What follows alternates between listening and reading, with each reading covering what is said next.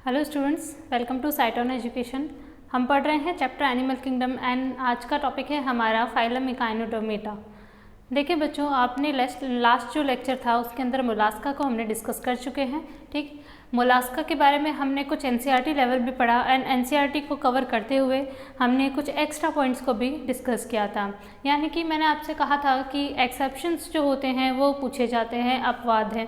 तो बच्चों, आपने कितनी अच्छी तरीके से उसे पढ़ा है, इस चीज़ के ऊपर आप एनालिसिस ज़रूर करें एंड अपने क्वेश्चंस जो हैं उसको अटेम्प्ट ज़रूर करें। कि क्वेश्चंस करेंगे तभी आपको समझ में आएगा कि हमने जो आज तक जो चैप्टर पढ़ा है वो कितना अच्छे से आता है हमें। ठीक है ना बच्चों, क्योंकि देखें क्या है कि हालांकि आपको ये चैप्टर लग रहा होगा कि काफ़ी लेंदी है, लेकिन देखें अपनी बुक के अंदर कुछ ही चैप्टर्स हैं जो लेंदी हैं, जिनमें से एक ही एनिमल किंगडम आता है। क्योंकि देखें बच्चों क्या है कि कुछ ऐसे चैप्टर्स हैं आपके जिसके अंदर से लिमिटेड क्वेश्चंस आते हैं, यानी आपके एनसीईआरटी लेवल आपने किया तो सफिशिएंट है। पर लेकिन जैसे टैक्सोनॉमी है, टैक्सोनॉमी के अंदर बात की जाए तो उसके अंदर कुछ हिडन आपने के कुछ डेफिनेशंस होती हैं, कुछ मीनिंग्स होते हैं एनसीईआरटी के अपने, तो वो उस मीनिंग्स को समझने के लिए हमें थोड़ा सा डीपली हर फाइलम को आपने पढ़ना पड़ेगा।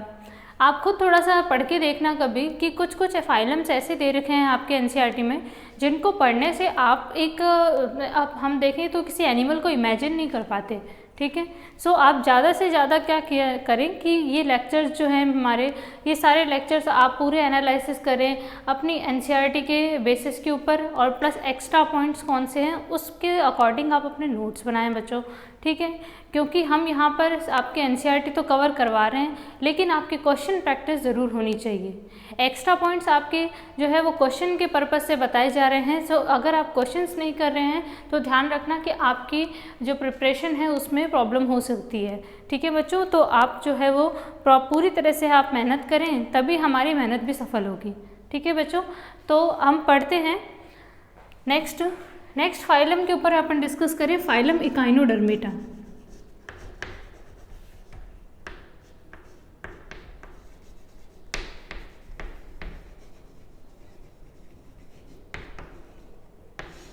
देखिए फाइलम इकाइनोडर्मेटा जो है एक साइंटिस्ट थे, जैकब क्लेन। जैकब क्लेन जो थे, इन्होंने इकाइनोडर्मेटा टर्म दी थी। ठीक है ना,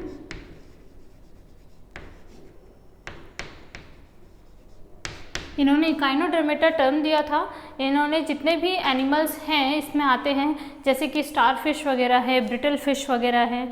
ठीक है ना, स्टार फिश जो है वो वास्तव में फ़िश नहीं होती, तो ध्यान रखना कि वो एक इकाइनोडर्मेटन है। ठीक है बच्चों, अब देखें इसके मीनिंग, इस वर्ड का मीनिंग होता है जैसे इकाइनस।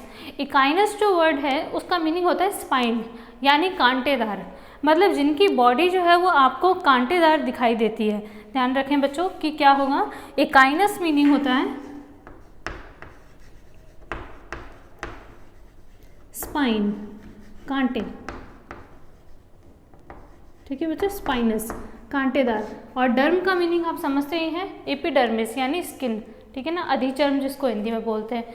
तो अगर ऐसे एनिमल्स आपको देखने को मिले हैं जिनकी एपिडर्मिस के ऊपर कुछ कांटेनुमा संरचनाएं पाई जाए, ऐसे सारे के सारे एनिमल्स आते हैं इकाइनोडर्मेटन के अंदर। ठीक है बच्चों, तो इकाइनोडर्मेटा जो वर्ड था वो टर्म दी थी जैकब क्लेन ने, एंड साथ ही साथ इसके बाद इसके जो जनरल फीचर्स हैं उसमें सबसे इम्पॉर्टेंट फीचर यही होगा कि उनकी बॉडी के ऊपर क्या पाए जाएंगे, कांटे। ठीक है ना, कांटेनुमा संरचनाएं प्रेजेंट होगी, उनकी जैसी संरचना होती है, कांटे बेसिकली पाए नहीं जाते हैं। ठीक है ना, तो देखिए क्या चीज़ है, इकाइनोडर्मेटन को अगर आप देखें तो आपको इनके आवास यानी हैबिटेट, देखिए बच्चों इसके आवाज़ के आधार पर क्वेश्चन बनता है। जैसे कि देखिए क्या है, हमने अभी तक जो एनिमल्स बात की है वो मोस्टली आपको देखने को मिले मेराइन। ठीक है ना, कुछ एक को छोड़ के जो हमने फाइलम थे, तो मोस्टली अगर अपन स्टार्टिंग इनवर्टिब्रेट्स की करते हैं तो पोरिफेरा से लेकर के अभी तक अधिकतर आपको जो है वो समुद्र जल के आसपास देखने को मिलते हैं, कुछ फ्रेश वाटर में भी देखने को मिलते हैं। तो बच्चे ध्यान रखना कि यहाँ पर इसके हैबिटेट में जो है वो आपसे इम्पॉर्टेंट क्वेश्चन बन सकता है। देखिए ये ज़्यादातर समुद्र के तल में पाए जाते हैं, और समुद्र के तल में पाए जाने वाले एनिमल्स के लिए वर्ड यूज़ किया जाता है बेंथोस, ठीक है ना। क्या वर्ड यूज़ करते हैं? बेंथोस।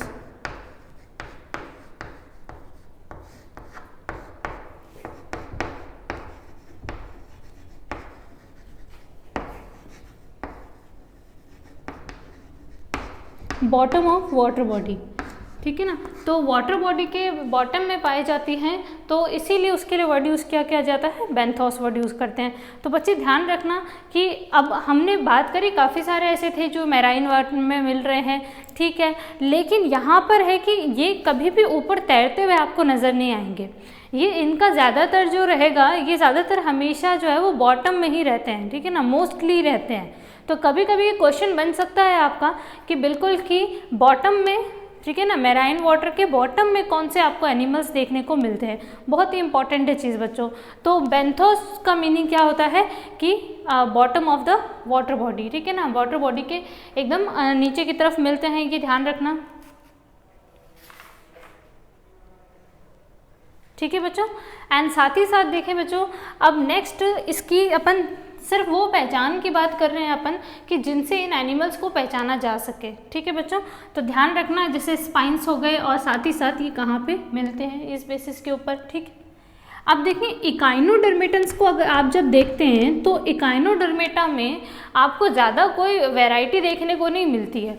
मीन्स कि अगर आप बात करें कि जैसे हमने बोल दिया कि ये बहुत ज़्यादा विकसित हैं, ठीक। जैसे कि विकसित विकास की बात की जाए तो जो लास्ट अपन ने जो पढ़ा था मोलास्का, वहाँ से आगे जाकर के कोई एनिमल ज़्यादा इवॉल्व होना चाहिए था, विकसित होना चाहिए था। यानी उसका जैसे कि हेड बन गया, ठीक है ना, बॉडी में ऑर्गन्स दिखने लग गए, बॉडी का साइज़ इंक्रीज हो गया। अदर ऐसा कुछ भी जो है वो इकाइनोडर्मेटन में नहीं देखने को मिलता हमें, ठीक है ना। जैसे काफ़ी सारे इसके बारे में जो है वो हिस्ट्री भी है कि इकाइनोडर्मेटा को इतना इवॉल्व क्यों कहा जाता है, ठीक है बच्चों। तो देखिए इकाइनोडर्मेटन को ज़्यादा विकसित और मोलास्का के बाद रखने का जो इसका जो हम कहें कि इसके पीछे जो कारण था, इसके पीछे कारण ये था कि इकाइनोडर्मेटन जो थे वो ड्यूटेरोस्टोम थे, ठीक है ना। क्या थे बच्चों? ड्यूटेरोस्टोम थे। अब देखिए ड्यूटेरोस्टोम का क्या मीनिंग होता है। ड्यूटेरोस्टोम बच्चों ध्यान रखना कि अब विकास के आधार पर देखा जाए ना तो क्या होता है, ड्यूटेरो का मतलब होता है सेकंड नंबर पर, ठीक है ना। ड्यूटेरो का क्या मतलब होता है? सेकंड नंबर पर, ठीक है। और स्टोम का मीनिंग होता है माउथ। ड्यूटेरो मीन्स सेकंड, ठीक है ना, सेकंड टर्म। एंड स्टोम का मीनिंग होता है माउथ। देखिए क्या था कि जब जो इकाइनोडर्मेटन का जब हम एम्ब्रियोनिक डेवलपमेंट देखते हैं तो इनके भ्रूणीय विकास के आधार पर ये देखते हैं कि इनमें सबसे पहले जो है वो एनस का फॉर्मेशन होता है। यानी कि जो युग्मनज है, अब उस युग्मनज से आगे जाकर के जो है वो ब्लास्टुला बनेगा, गैस्ट्रुला बनेगा। और जो मैंने आपको बताया था कि जनन स्तरों का निर्माण होगा अंग के निर्माण के लिए, तो जनन स्तर जो बनते हैं उस टाइम पर ये देखने को मिलता है कि ब्लास्टोपोर से, ठीक है ना बच्चों, ब्लास्टोपोर से जो है वो सबसे पहले इसमें डेवलप होता है एनस।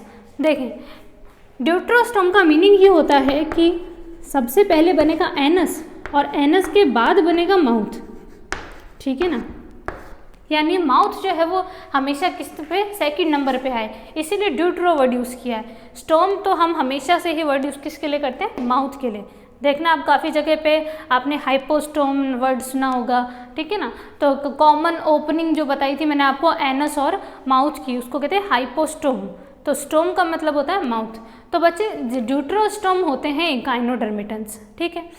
क्योंकि देखिए क्या था कि अभी तक पोरीफेरा से लेकर के जो मोलास्का आपने पढ़े तो वहाँ तक सारे के सारे थे प्रोटोस्टोम। यानी उनमें क्या था कि सबसे पहले बनता था माउथ। ब्लास्टोपोर से अगर माउथ पहले डेवलप होता है तो उनको कहते हैं प्रोटोस्टोम। प्रोटो मीन्स होता है पहले, ठीक है ना, पहले या प्राचीन वर्ड यूज़ करते हैं। सो फर्स्ट नंबर पे। तो ध्यान रखना बच्चों कि ये सबसे पहले एक ऐसे एनिमल थे जिनमें ड्यूटेरोस्टोम की शुरुआत हुई थी। इनमें सबसे पहले क्या बना? एनस डेवलप हुआ, ठीक है ना। तो ड्यूटेरोस्टोम के अंदर ही आगे आने वाले जितने भी हैं वो जो भी अपन पढ़ेंगे आगे इकाइनोडर्मेटन से लेकर के कॉर्डेटा जितने भी पढ़ने वाले हैं वो सारे कैसे होते हैं, ड्यूटेरोस्टोम। तो जो अभी तक अपन ने जो क्लासीफाई किया था तो उसमें एक बेस और जोड़ सकते हो आप ड्यूटेरोस्टोम और प्रोटोस्टोम के बेसिस पे, ठीक है ना बच्चों। तो ड्यूटेरोस्टोम पहली बार एनस डेवलप होने वाले इकाइनोडर्मेटन थे, ये बात ध्यान रखें, ठीक। अब देखें बच्चों, इनके अंदर क्या होता है कि ये वेरियस शेप्स के पाए जाते हैं, मतलब इनकी आकृति जो होती है वो बहुत अलग अलग प्रकार की हो सकती है।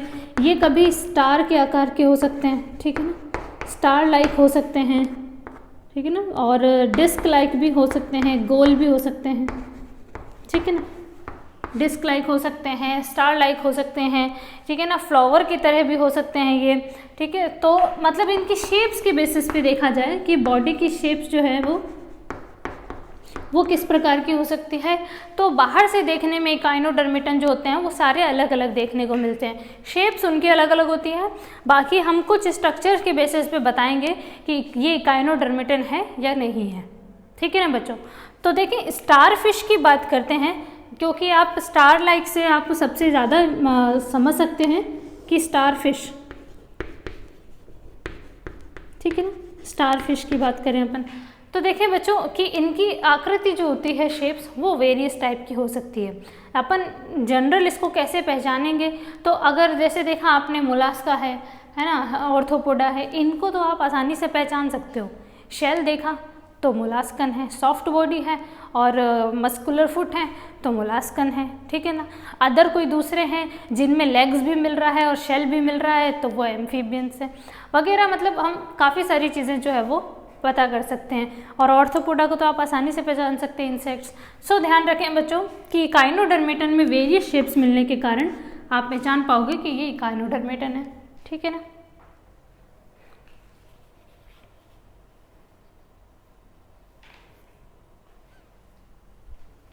अब नेक्स्ट बढ़ते हैं बच्चों आगे। एक बहुत ही इंपॉर्टेंट चीज़ है इसके बारे में ध्यान रखना कि जैसे मैंने आपको बताया बेंथोस वर्ड यूज़ किया यहाँ पर अपन ने, ठीक है बच्चों। तो बेंथोस का मतलब होता है जो वाटर बॉडी के अंदर पाया जाए, मतलब बेस में पाया जाए। लेकिन एक चीज़ और बच्चे क्वेश्चन बनता है यहाँ पर कि दे आर एक्सक्लूसिवली मैराइन, यानी ये सिर्फ समुद्री जल में पाए जाते हैं। बहुत इंपॉर्टेंट है कि ये सिर्फ समुद्री जल में पाए जाते हैं, यानी ये कभी भी आपको फ्रेश वाटर में नहीं देखने को मिलेंगे, ठीक है ना बच्चों। तो ये फ्रेश वाटर में आपको कभी नहीं देखने को मिलते। तो क्वेश्चन बन सकता है कि ऐसे एक्वेटिक एनिमल का नाम बताएं, ठीक है ना, या ऐसे फाइलम का नाम बताएं जिनके मेंबर्स आपको फ्रेश वाटर में देखने को नहीं मिलते। तो क्वेश्चन जो है वो हर तरीके से आ सकता है।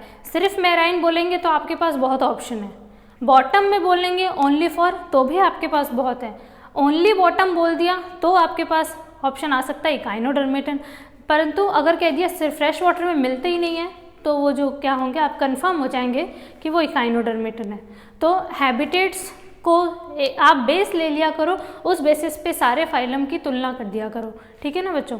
तो नेक्स्ट देखिए बच्चों, एक छोटा सा अपन इसमें और इसका कैरेक्टर बता सकते हैं कि इन एनिमल्स के अंदर हेड नहीं होता। वेरी इंपॉर्टेंट है कि इनमें कभी भी आपको हेड नहीं देखने को मिलेगा, हेडलेस एनिमल हैं ये, ठीक है ना बच्चों। कैसे हैं? हेडलेस एनिमल है। अब नेक्स्ट आते हैं इसकी बॉडी की स्ट्रक्चर पे। तो देखें बच्चों, इसकी बॉडी की स्ट्रक्चर के बेसिस पे देखें तो ये होते हैं ट्रिप्लोब्लास्टिक,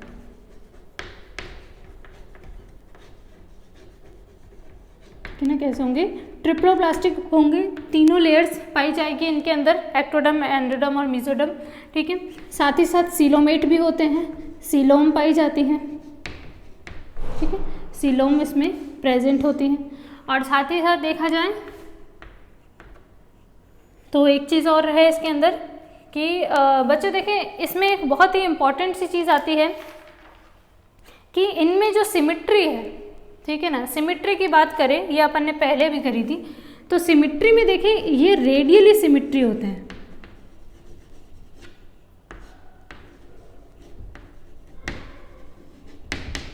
ठीक है, अरीय समिति के होते हैं। अब अरीय समिति क्या होती है मैं आपको पहले बता चुकी हूँ। देखिए बच्चों, स्टार की बात करें, स्टार फिश की, तो स्टार फिश में देखने को ये मिलता है, ये कुछ इस तरीके की इसकी शेप होती है स्टार फिश की, है ना। तो ये स्टार फिश की शेप है।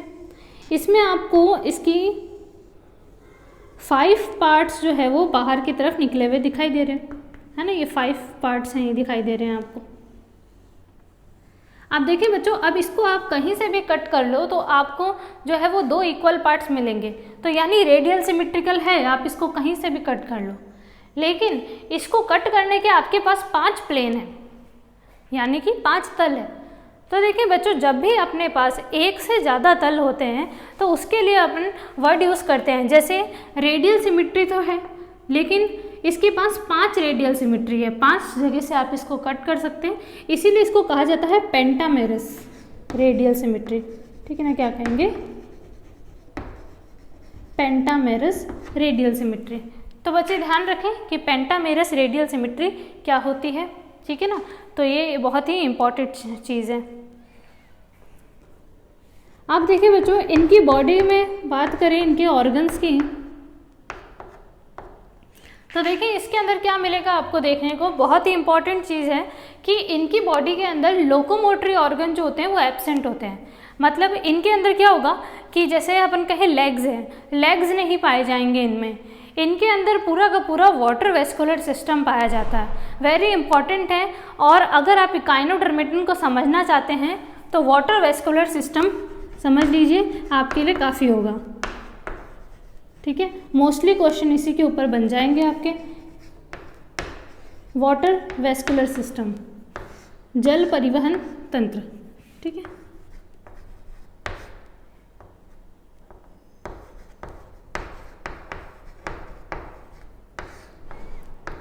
देखिए बच्चों, जल परिवहन तंत्र, वाटर वेस्कुलर सिस्टम क्या है, ठीक है, याद करना। मैंने आपको पोरिफेरा में एक सिस्टम बताया था, वाटर कैनाल सिस्टम, जल नाल तंत्र, ठीक है ना, वो कैनाल सिस्टम था और ये वेस्कुलर सिस्टम है। बहुत इंपॉर्टेंट चीज़ है बच्चों, और दोनों ही अलग अलग चीज़ हैं।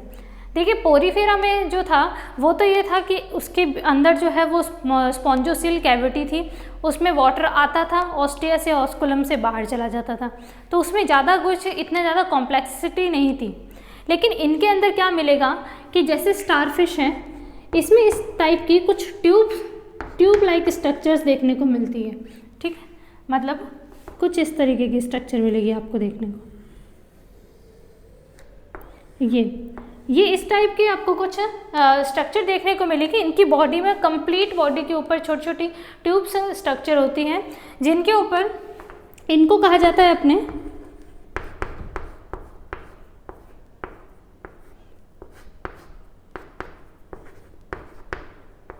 Foot seat. देखिए बच्चों, फुट सीट कहा जाता है इन्हें। तो ये फुट सीट है क्या, तो देखिए इनमें क्या होता है कि इनके अंदर वाटर आता है। जैसे वाटर वेस्कुलर सिस्टम की बात करें तो देखिए वाटर वेस्कुलर सिस्टम क्या करेगा कि इनके रेस्पिरेशन में भी हेल्प कर देगा, इनमें इनके डाइजेशन में भी हेल्प कर देगा। ठीक है, साथ ही साथ इनमें सर्कुलेटरी सिस्टम, यानी कि जैसे अपन कहें परिसंचरण तंत्र, सर्कुलेटरी सिस्टम, डाइजेस्टिव सिस्टम, यानी फूड को अंदर आना है तो पानी के थ्रू अंदर आएगा, इन ट्यूब्स में फिल होगा। ठीक, फिर किसी तरह अपन देखेंगे कि कैसे इसको बाहर उत्सर्जित भी कर दिया जाएगा। ठीक है ना, तो सर्कुलेटरी सिस्टम में भी परिसंचरण तंत्र, डाइजेस्टिव सिस्टम, पाचन तंत्र, रेस्पिरेशन बहुत इंपॉर्टेंट कि श्वसन तंत्र के अंदर भी ये इसमें हेल्प करेगा। यानी फुट सीट जो है इसको किस में हेल्प करेंगे, बहुत सारे प्रेजेंट होते हैं और इन्हीं को अपन क्या कहेंगे, वाटर वेस्कुलर सिस्टम। ठीक है ना, तो फुट सीट के थ्रू जो है ये आपको देखने को मिलते हैं और ये इसकी बॉडी पर बहुत सारे आपको आप देख सकते हैं। जब आप इनकी कोई डायग्राम वगैरह जो है वो आप सर्च करना बच्चों तो आपको ज़रूर मिलेंगे देखने को।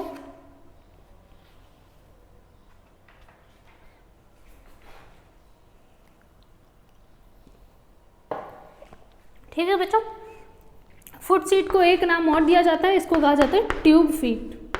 ठीक है, यानी इनके पैर तो है ये लेकिन ट्यूब के समान है। ठीक, अब आप कहोगे कि भाई ये पैर की तरह कैसे हेल्प करते हैं, तो देखना बच्चों क्या होगा।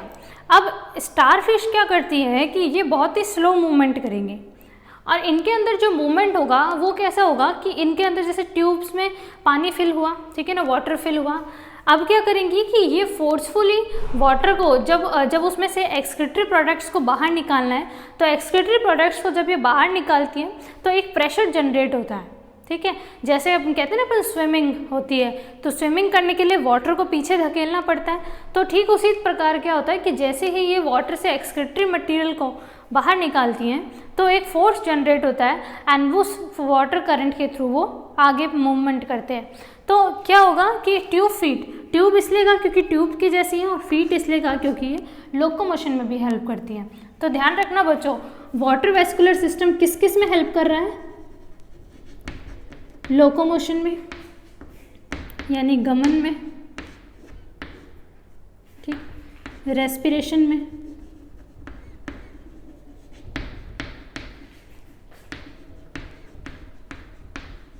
श्वसन,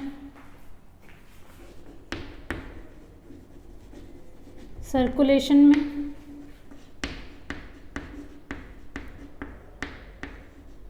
परिसंचरण एंड साथ ही साथ एक्सक्रीशन में, उत्सर्जन, ठीक है बच्चों। तो इतने जो कार्य हो रहे हैं इसमें, वो सारे कार्य किससे हो रहे हैं? वाटर वेस्कुलर सिस्टम से हो रहे हैं। इसी को अपने हमें डिटेल में समझना है बच्चों।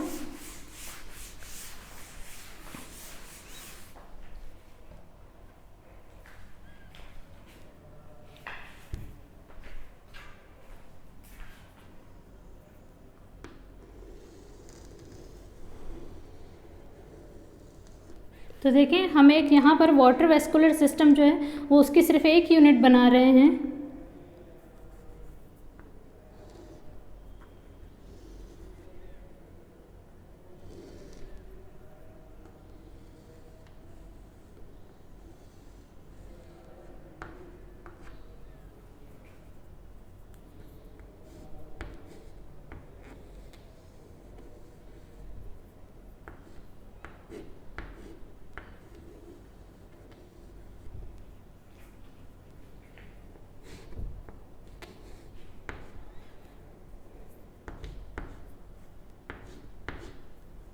ये आपको जो मैंने आपको बोला ट्यूब फीट, तो ट्यूब फीट जो हैं वो ये आपको इसमें फिट नज़र आएंगे, ठीक है ना। तो ट्यूब, काफ़ी सारी ट्यूब फीट्स जो होती हैं वो एक साथ कनेक्टेड होती हैं, ठीक है ना। ये कनेक्टेड है ट्यूब फीट, पैरेलल अरेंज होते हैं एक दूसरे के।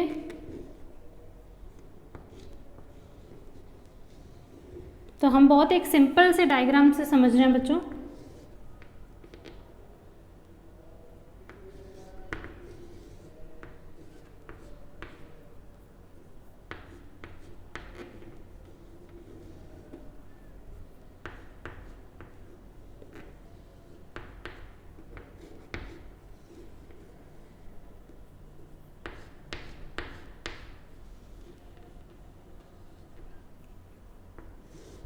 आप देख सकते हैं मैंने इस डायग्राम को कैसे बनाया है।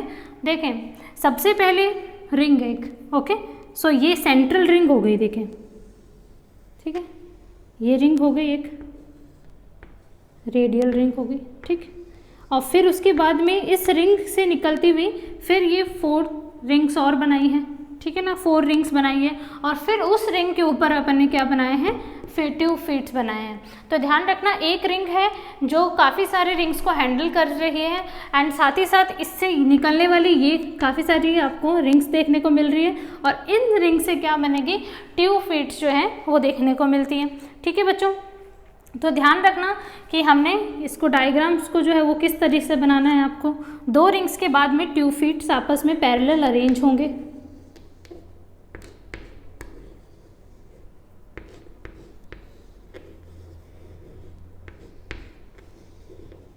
ठीक है बच्चों, ये देखने को मिला। देखें बच्चों, अब ये है आपके, इसे बोलते हैं अपन रिंग कैनाल, ठीक, क्या है ये? रिंग कैनाल होती है, ठीक है ना। अब रिंग कैनाल बीच में प्रेजेंट है। रिंग कैनाल से जो और बहुत सारी ट्यूब्स निकल रही है, इन्हें बोलते हैं रेडियल कैनाल्स, ठीक है ना। क्या है ये? रेडियल कैनाल, रेडियल अरीय, ठीक है ना, अरीय कैनाल होती है। और रिंग कैनाल, वलय कैनाल इसको कहा जाता है। रिंग मतलब वलय, और वलय कैनाल से निकलने वाली, आप सभी समझ रहे हैं कि ये एक ट्यूब फीट्स है, ठीक है ना। तो ट्यूब फीट है, उसमें भी जो इसका फूला हुआ जो पार्ट है इसे कहा जाता है एम्पुला। वेरी इंपॉर्टेंट है एम्पुला, ठीक है ना बच्चों। तो एम्पुला जो है ये क्या है? ट्यूब फीट का ऊपर जो फूला हुआ भाग है उसे एम्पुला कहा जाता है, ठीक है बच्चों। और साथ ही साथ यहाँ पर बहुत इंपॉर्टेंट चीज़ है, एक चीज़ देखिए बच्चों, क्या होगा अब ये एक ट्यूब के समान है स्ट्रक्चर्स, ठीक है ना। खूब सारी रिंग्स है, वाटर आएगा तो वाटर अपने साथ फूड पार्टिकल को भी लेकर आएगा, ठीक है। और साथ ही साथ यही क्या करेगा? सारे फूड पार्टिकल को पूरी बॉडी में सर्कुलेट कराएगा। तो परिसंचरण तंत्र और डाइजेस्टिव सिस्टम दोनों तरीके के काम चल रहे हैं यहाँ पर। साथ ही साथ क्या होगा कि इन्हीं के अंदर गैसेस का भी एक्सचेंज होगा, कि पूरी बॉडी के अंदर ही ट्यूब फीट्स ही हैं, तो इस तरीके की आपको पूरा वाटर वेस्कुलर सिस्टम मिल रहा है। तो ये वाटर वेस्कुलर सिस्टम फूड भी लाएंगे और गैसेस को भी लाएंगे, तो रेस्पिरेशन में भी हेल्प हो रहा है। लेकिन इनमें सबसे इम्पॉर्टेंट चीज़ ये है कि इनमें एक यूनिट पाई जाती है, एक यूनिट पाई जाएगी, मतलब ईच कैनाल के पास ये कुछ इस तरीके की एक संरचना पाई जाती है बच्चों। बहुत इंपॉर्टेंट है, ध्यान रखना। ये वाटर को फर्स्ट टाइम एंटर करवाती है इस कैनाल में। मतलब इनकी बॉडी पर क्या मिलेगा कि काफ़ी सारे आपको इस तरीके की इकाई देखने को मिलेगी।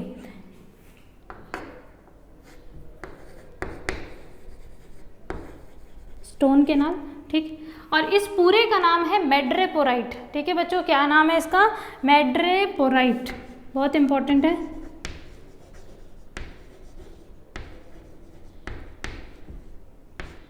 मैड्रेपोराइट, देखिए बच्चों, मैड्रेपोराइट जो होता है ये सबसे पहले वाटर वेस्कुलर सिस्टम के अंदर वाटर को एंटर कराने में हेल्प करता है, ठीक है ना। तो मैड्रेपोराइट जो है वो आप भूलना नहीं बिल्कुल भी। हम लिख लेते हैं कि किस कौन कौन से ऐसे वर्ड हैं जो आपको पढ़ने हैं, ठीक है बच्चों। मैड्रेपोराइट क्या करता है? वाटर एंटर करवाता है वाटर वेस्कुलर सिस्टम के अंदर, ठीक है बच्चों। ये बहुत इंपॉर्टेंट चीज़ है। तो अपन ने यहाँ मैड्रेपोराइट देखा, ठीक। ट्यूब फीट को बताया मैंने आपको, ट्यूब फीट क्या काम करेगी, ठीक। तो देखिए सबसे पहले क्या होगा कि वाटर जो एंटर करेगा वो मैड्रेपोराइट से एंटर करेगा। मैड्रेपोराइट से एंटर करके सेकेंड नंबर पे किस पे जाएगा? रेडियल कैनाल पे, ठीक है ना। फर्स्ट मैड्रेपोराइट पे, फिर रिंग कैनाल में, फिर आएगा थर्ड नंबर पे रेडियल कैनाल में, ठीक। एंड नेक्स्ट एम्पुला में जाएगा। और एम्पुला से आप देख रहे हैं कि ये साइड में छोटी सी एक संरचना है, वहाँ से होता हुआ जो है ये दोबारा रेडियल कैनाल में आएगा एंड इससे बाहर एक्सक्रीट हो जाएगा। तो बच्चे ध्यान रखना कि इनके अंदर वाटर वेस्कुलर सिस्टम किस प्रकार कार्य करता है, ठीक। अब अगला एक और वर्ड है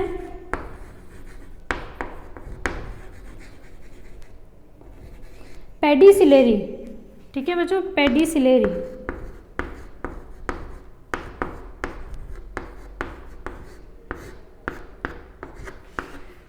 देखिए बच्चों, पेडिसिलेरी क्या होता है? पेडिसिलेरी बेसिकली क्या होता है कि इनकी जो बॉडी होती है इकाइनोडर्मेट्स की, इनकी बॉडी पर एक वेल्व नुमा संरचना होती है। वेल्व मतलब कैसे होते हैं? वेल्व का मतलब होता है ओपनिंग, ठीक है ना। तो वेल्व होते हैं दो, और वो वेल्व क्या करते हैं कि इनकी बॉडी के अंदर जब जैसे कि वाटर वेस्कुलर सिस्टम में सपोज कि कोई बड़ा सा कोई पार्टिकल आ गया जिसे ये डाइजेस्ट नहीं कर सकते, कोई कचरा फंस गया, कोई मिट्टी वगैरह आ गई, ठीक है, तो उनको बाहर निकालने का जो काम है, यानी इसको ये एक पाइप जैसी स्ट्रक्चर सी तो है, तो इनको हमेशा साफ रखने का काम, ठीक है ना, क्लीन करने का काम जो है वो किसका होगा? पेडिसिलेरी का। कि अगर कोई कचरा वगैरह फंस गया है, ठीक है, तो इनकी बॉडी में कोई रुकावट आ जाती है तो उसको साफ करने का जो काम होगा वो किसका है? पेडिसिलेरी का है। तो ध्यान रखें बच्चों कि पेडिसिलेरी क्या होता है, मैड्रेपोराइट क्या होते हैं, ट्यूब फीट क्या होते हैं।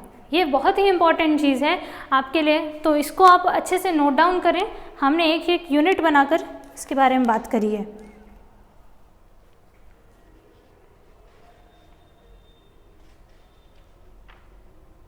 ठीक है बच्चों, हो जाएगा ना। नेक्स्ट बात करते हैं अपन इसमें। देखें, ये तो बात हो गई।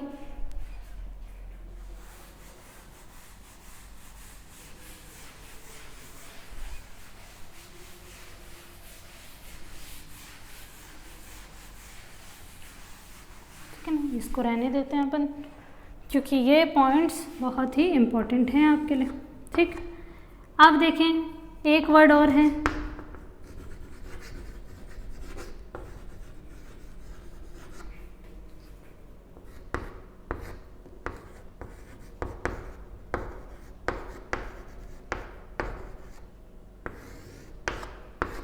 एम्बुलेक्रल। एम्बुलेक्रल क्या होता है उसको समझते हैं अपन। देखें बच्चों, एम्बुलेक्रल कोई डिफ़िकल्ट वर्ड नहीं है। देखिए, मैंने आपसे अभी कहा कि ये सारे के सारे एनिमल्स होते हैं ट्रिप्लोब्लास्टिक, यानी त्रिजनन स्तरीय के होते हैं। इनमें एक्टोडर्म भी है, मेसोडर्म भी है और एंडोडर्म भी है। ठीक है, और अगर ये तीन है तो जाहिर सी बात है इसमें सीलोम तो पाई जाएगी। ठीक है ना, सीलोमेट अपन ने लिखा है। तो देखिए बच्चों, इस सीलोम के ऊपर बात करें तो इनमें ट्रू सीलोम पाई जाती है। ठीक है ना, तो ट्रू सीलोम पाई जाएगी। तो साथ ही साथ क्या होता है कि इनकी जो सीलोम है, इनका कुछ एक छोटा सा पार्ट, ठीक है ना, a small part of coelom.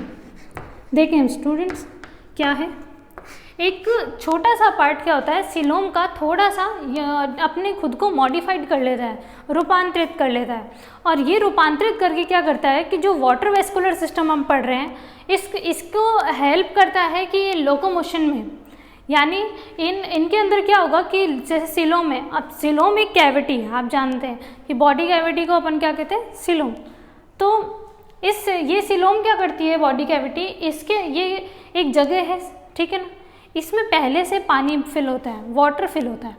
ये क्या करेंगी कि जैसे मैंने आपसे कहा कि वाटर करंट जो होता है वो इसको मूवमेंट में हेल्प करता है। ठीक, तो देखिए लोकोमोशन के अंदर हेल्प जो है वो वाटर वेस्कुलर सिस्टम कंप्लीट नहीं कर सकता।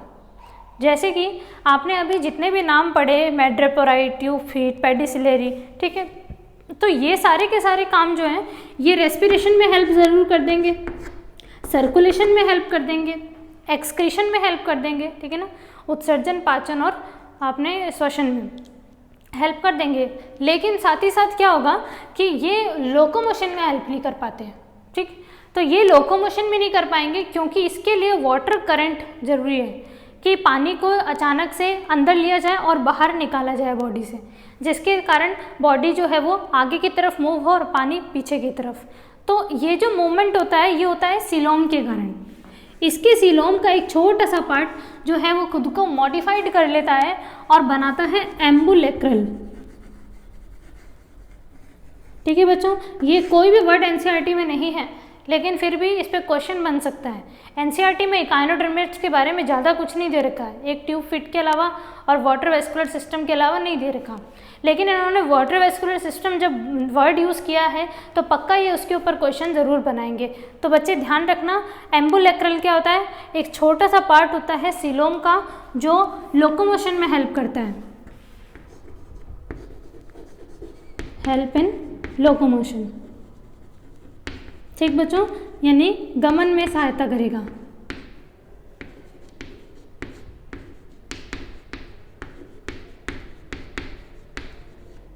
ठीक, तो ये किसमें, गति में सहायक होता है। ठीक है बच्चों, अब नेक्स्ट बात करते हैं इसके डाइजेस्टिव सिस्टम पे।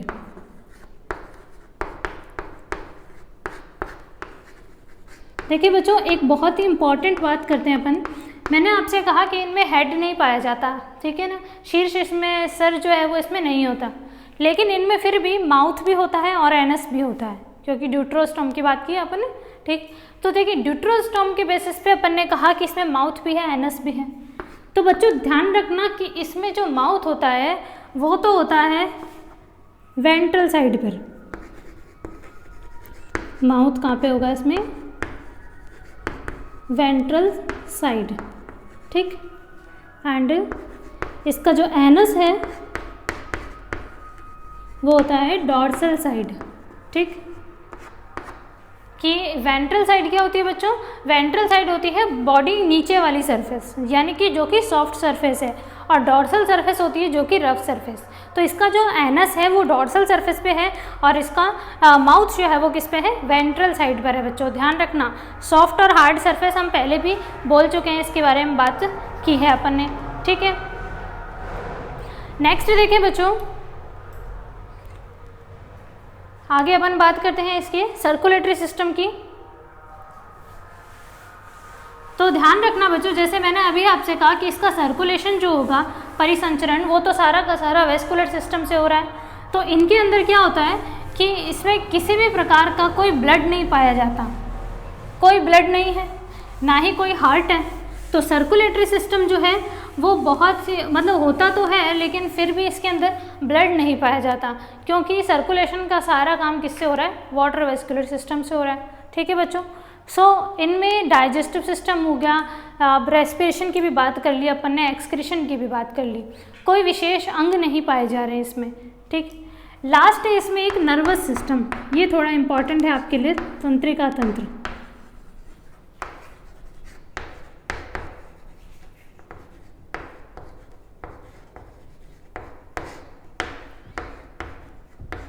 देखिए बच्चों, तंत्रिका तंत्र इम्पॉर्टेंट है।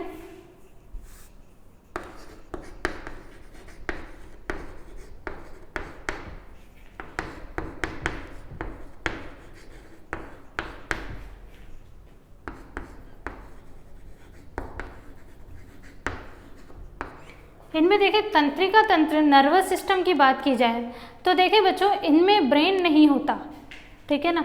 यानी कि हम कहते हैं, आप बोलोगे कि भाई आपने तो बोला कि सर्कुलेटरी सिस्टम है, तो सर्कुलेटरी सिस्टम में कहते हो हार्ट ही नहीं है। नहीं है बच्चों, हमने कहा नर्वस सिस्टम है लेकिन ब्रेन नहीं है। अब क्या कर सकते हैं, नहीं है तो नहीं है, ठीक है।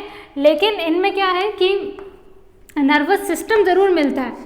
अब देखें बच्चों, ब्रेन होने का मतलब ये नहीं है कि अब हमेशा नर्वस सिस्टम है तो इसका मतलब ब्रेन ही होना चाहिए। देखिए ब्रेन जो होता है वो सेंट्रल नर्वस सिस्टम में आता है। जो तंत्रिका तंत्र होते हैं नर्वस सिस्टम, वो 3 प्रकार के होते हैं आपके, ठीक है। सो आपके अलग अलग टाइप आप पढ़ेंगे। तो एक होता है, देखिए स्टार्टिंग के 2 प्रकार बोले अपन, तो एक होता है सेंट्रल नर्वस सिस्टम, ठीक है, केंद्रीय तंत्रिका तंत्र। एक होता है पेरिफेरल नर्वस सिस्टम, ठीक है, परिधीय तंत्रिका तंत्र। तो जैसे हमारी बॉडी में क्या है कि अब हमने कहा कि सेंट्रल नर्वस सिस्टम के अंदर यानी बॉडी का सेंटर, तो बॉडी के सेंटर में हेड आता है अपने, ठीक। तो इसी वजह से अपन ने कहा कि सेंट्रल नर्वस सिस्टम अलग बात है और सिर्फ नर्वस सिस्टम कहना अलग बात, ठीक। तो देखिए बच्चों, इनमें नर्वस सिस्टम के 3 अंग पाए जाते हैं, 3 ऑर्गन हैं जो पूरे नर्वस सिस्टम को बनाते हैं, ठीक है ना। अब तंत्रिका तंत्र का काम क्या होता है बच्चों? फील करना, ठीक है, यानी किसी भी चीज़ को सेंस करने की जो पावर होती है वो होती है या तंत्रिका तंत्र के द्वारा की जाती है। तो देखिए इसमें 3 अंग मिल रहे हैं, एक है स्टेटोसिस्ट, एक है आई स्पॉट और एक है टेंटैकल्स, ठीक है। टेंटैकल्स, आई स्पॉट और स्टेटोसिस्ट, ठीक है। इनमें देखिए स्टेटोसिस्ट का जो काम होता है बॉडी बैलेंस करना, ठीक है, बॉडी बैलेंसिंग का काम इसका होता है।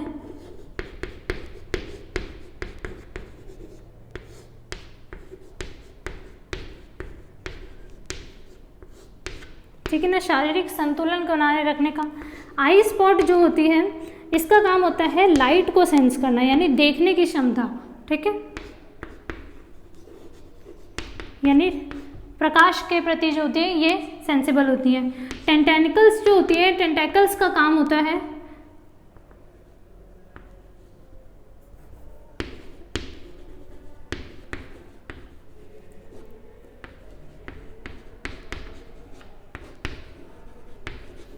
देखें जो शिकार है, जैसे किसी भी एनिमल का, ठीक है ना, काइनोडर्मेट्स को शिकार आता है, उसके पास फूड पार्टिकल है, किसी भी चीज़ का टच है, उसको फील करने का जो काम है वो सारा काम होता है टेंटैकल्स का। तो बच्चों नर्वस सिस्टम जो है वो पूरा का पूरा क्या है, इन 3 ऑर्गन्स के ऊपर डिपेंडेंट होता है, ठीक है बच्चों। तो देखिए आप वाटर वेस्कुलर सिस्टम और नर्वस सिस्टम बेसिकली इन्हीं में आपकी टर्मिनोलॉजीज़ हैं और कहीं टर्मिनोलॉजीज नहीं है इसमें। अगर आप कहें ब्लड, कोई ब्लड नहीं है, पिगमेंट नहीं है, किसी प्रकार का वर्णक नहीं है, ठीक है, तो बच्चे ध्यान रखें कि ये इंपॉर्टेंट चीज़ है। एक लास्ट और रिप्रोडक्टिव सिस्टम की बात करें तो देखिए इनके अंदर जो है ये मोस्टली डायोशियस होते हैं, ठीक है, एक लिंगी होते हैं, यानी मेल और फीमेल दोनों अलग अलग पाए जाते हैं और इनके अंदर आपको एक्सटर्नल फर्टिलाइजेशन देखने को मिलेगा। एक्सटर्नल यानी कि आपके बाह्य निषेचन। देखिए बच्चों, जब भी बाह्य निषेचन होता है तब कभी भी कॉपुलेशन देखने को नहीं मिलता, ये बहुत इंपॉर्टेंट है। यानी देखें, अब एग और स्पर्म है, जब तक जो है वो दोनों फ्यूज़ नहीं होंगे तब तक जाइगोट बनेगा नहीं, ठीक है ना। तो अपन कहें कॉपुलेशन संसर्ग, कॉपुलेशन जब तक, सहवास जब तक नहीं होगा तब तक जो है वो फर्टिलाइजेशन नहीं होगा। तो इनमें कॉपुलेशन नहीं देखने को मिलता। इनमें मेल जो होते हैं वो अपने एग्स पानी में स्पर्म्स जो है वो पानी में छोड़ देते हैं, फीमेल अपने एग्स जो है वो पानी में छोड़ देती है। दोनों का बाह्य निषेचन, एक्सटर्नल फर्टिलाइजेशन हो जाता है, ठीक है, पानी में होता है मोस्टली। तो ये जो चीज़ें हैं आपको ध्यान रखनी चाहिए, ठीक। अब बात करते हैं कि इनमें जो परिवर्धन होता है यानी कि डेवलपमेंट, इनका डेवलपमेंट हमेशा इनडायरेक्ट होता है, अप्रत्यक्ष होगा, यानी इनमें लार्वा अवस्था पाई जाएगी। अब देखिए बच्चों, इसमें लार्वा जो होते हैं वो काफ़ी सारे होते हैं, लेकिन जैसे कि अपन कहें ब्रिटल स्टार है, स्टार फिश है, इन सभी के लार्वा जो होते हैं काफ़ी सारे होते हैं, लेकिन इसमें एनसीईआरटी लेवल पे बात करें तो इसमें इतना आपको नहीं है।